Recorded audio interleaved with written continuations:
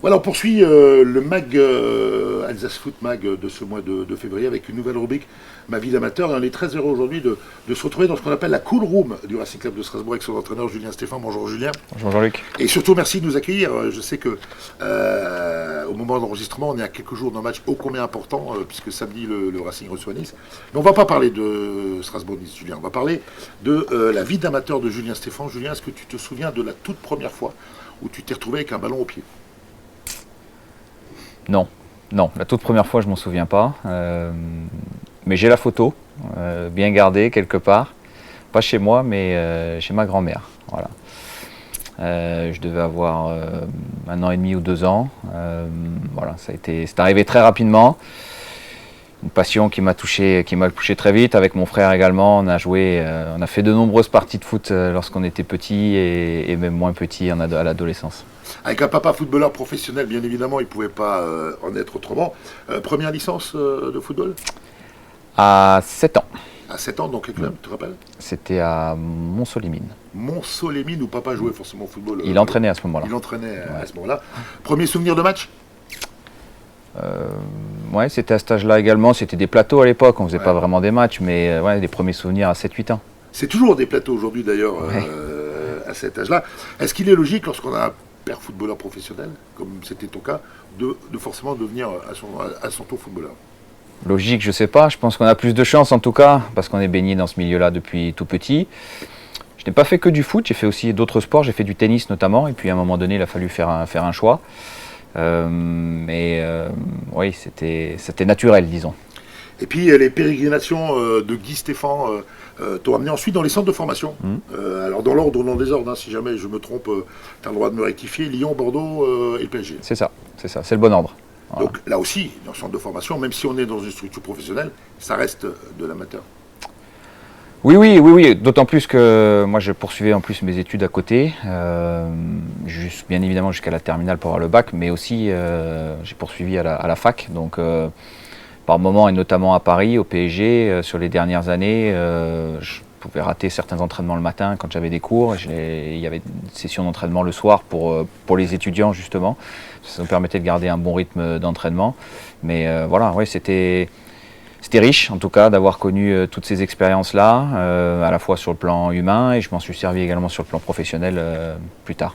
Alors, on va zapper Toulouse en national, où tu as joué également, mais ce qu'on ne sait peut-être pas toujours, c'est que M. Stéphan, mais vous avez quand même 4 sélections de l'équipe de France des moins de 23 ans. Ça, c'est un peu moins connu, ça. Ouais, j'ai fait les Jeux méditerranéens, en effet. C'était une très belle expérience. C'était en Tunisie.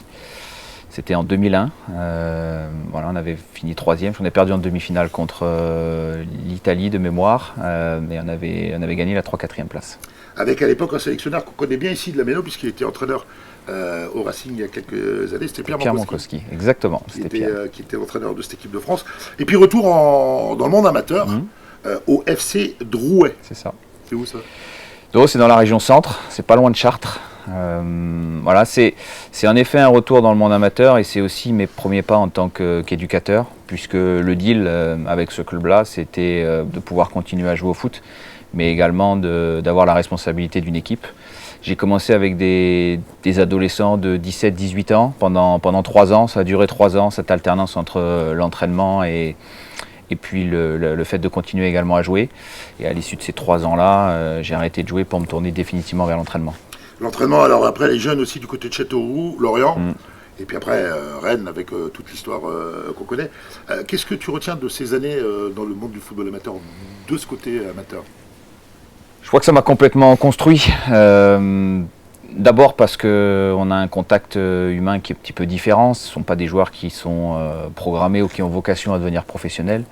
Ils viennent là avant tout pour s'éclater, prendre du plaisir. Ils viennent là aussi pour certains, pour s'accorder une plage un petit peu différente de la vie qu'ils peuvent avoir habituellement. Et je pense notamment à ma première expérience à Dreux. Dreux, il y a beaucoup de cités, j'avais pas mal de garçons qui étaient dans des situations pas forcément pas favorables, sur le plan social, sur le plan familial non plus. Donc il a fallu s'acclimater de ce milieu-là. Et puis tout de suite, moi, ça m'a parlé dans les relations humaines. Ils ne le savent pas, mais ils ont été prépondérants dans ma jeune carrière et même encore aujourd'hui. Voilà, je pense souvent à eux parce que je pense que sans eux, ils m'ont aussi donné le goût de l'entraînement quelque part, le goût de chercher des choses pour les intéresser. Voilà, donc j'y ai passé moi 3 merveilleuses années, vraiment, 3 années magnifiques. Il y en a certains que j'ai encore au téléphone de temps en temps. Ça prouve à quel point les relations humaines peuvent être fortes dans ces circonstances-là. Et puis après, que ce soit à Châteauroux, que ce soit à Lorient ou que ce soit à Rennes, j'ai découvert des méthodes de travail différentes, mais j'ai surtout aussi découvert des garçons à des âges différents dans la construction et dans leur évolution. Donc tout ça m'a construit également moi-même et m'a permis de devenir ce que je suis aujourd'hui. Est-ce que tu fais partie des gens qui, comme beaucoup, pensent que sans football amateur, il n'y aura pas de football professionnel? Bien sûr, bien évidemment, c'est la base de tout. On a tous quelque part un parcours dans un club amateur avant d'avoir eu la chance de pouvoir vivre une expérience en professionnel. Et ça, il faut pas l'oublier. Je crois que le vrai foot, c'est le foot amateur. C'est celui-là le vrai foot. Et puis l'exception, c'est de pouvoir arriver au niveau professionnel. Mais c'est une toute petite infime partie des licenciés qu'il peut y avoir en France. Voilà. Le vrai foot, je dirais celui moins médiatisé, celui peut-être moins aseptisé aussi, c'est le foot amateur. Voilà. Aujourd'hui, il y a une hypermédiatisation qui fait qu'au niveau professionnel, on ne peut plus dire grand-chose, on ne peut plus faire grand-chose. Il faut faire attention à tout parce que tout est repris, tout est scruté. Et on peut véritablement se lâcher dans le foot amateur. Ah bah oui, on se lâche, pour info, il y a 2000 matchs en week-end, tous les week-ends ici en Alsace, donc c'est vrai qu'on peut se lâcher régulièrement. Alors, derrière chaque footballeur professionnel se cache forcément un footballeur amateur, mais aujourd'hui, Julien, il est impossible de ne pas parler de ce début de saison du Racing Club de Strasbourg pour terminer ces quelques minutes ensemble. À l'heure où nous enregistrons, vous venez de rentrer de Saint-Étienne avec 4 points. J'aurais dû jouer au loto d'ailleurs, le jour où on s'est appelé. Ouais. J'avais dit, on fait l'interview dans 4 points, donc entre-temps, tu es allé gagner à Angers et ramener un point nul de Saint-Étienne. Est-ce qu'en début de saison, si on t'avait dit on va être 3e, tu l'aurais cru? Non, bon. Pour l'instant, on est 4e. Et c'est vrai qu'en début de saison, on était loin d'imaginer tout ce qui est en train de se passer. Je crois que c'est d'abord le fruit du travail qui a été entrepris depuis de nombreuses années, bien évidemment par le président, par Kader, par Loïc au niveau du recrutement et aussi par Thierry. Le travail qu'il a fait ces dernières saisons a permis aux joueurs de progresser, d'évoluer et de vivre ce qu'ils sont en train de vivre cette année. Je pense aussi qu'on a réussi avec le staff à amener peut-être certaines idées nouvelles ou une autre méthodologie de travail qui a très bien convenu aux joueurs rapidement.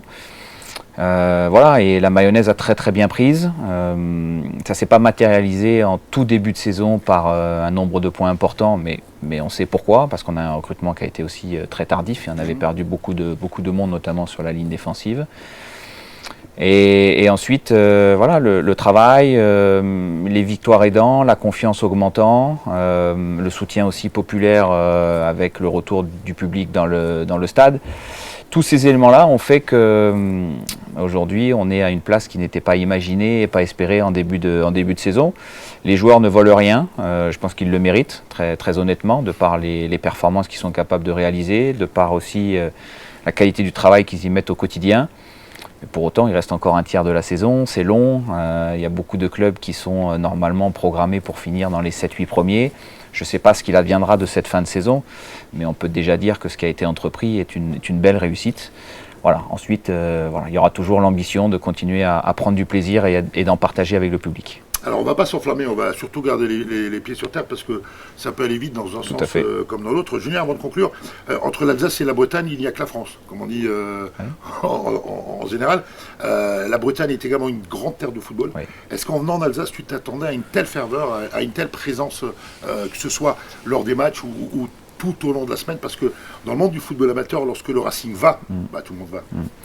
Lors des matchs, oui, parce que je l'avais déjà vécu avec Rennes. Je suis venu avec Rennes ici dans un stade plein et dans un stade vide. Donc j'avais déjà vu le stade plein et je connaissais la ferveur qu'il pouvait y avoir.